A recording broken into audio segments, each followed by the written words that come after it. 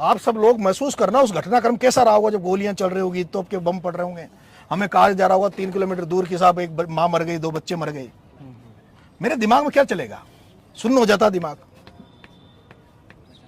सुन्न हो जाता दिमाग कि भाई मेरी वजह से सब कुछ हो गया। अगर ये नहीं होता तो शायद सारी गलती तो मेरी थी।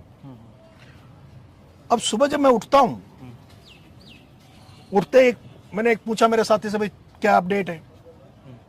तो सुबह 7 बजे वो कहता है कि भाई साहब वो जी न्यूज पे, राजस्थान जी न्यूज पे एक खबर चल रही है कि नरेश मीणा पीली लोगड़ी ओढ़ के भाग गया। तो मन गया नरेश मीणा भगोड़ा तो नहीं हो सकता, जिसके लिए गांव मर गया, लोग मर गए। नरेश मीणा तो खत्म हो जाएगा, मैं तो जीता जागता ही मर जाऊंगा, मैं तो सुसाइड कर लेता। अगर ऐसा हो जाता तो मैं सुसाइड करता। मैंने उस साथी को मैंने कहा भाई मैं चाय पिला दूं मेरे को, 1 कप, 1 बाल्टी पानी डाला, चाय पी। मैंने उस साथी को कहा, मैंने कहा मेरे को उसके बाद बुलेट मोटरसाइकिल थी, मैंने मुझे एक बार उस घटना स्थल पर पहुंचा देना।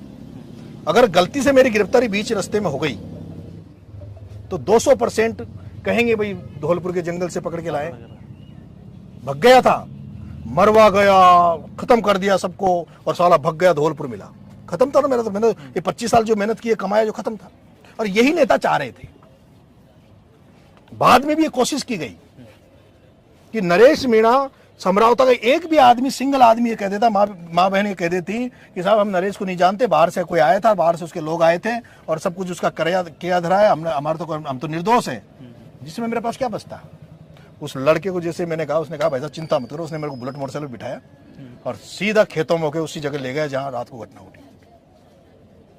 और उसके बाद जेल चलेगी। इस पूरे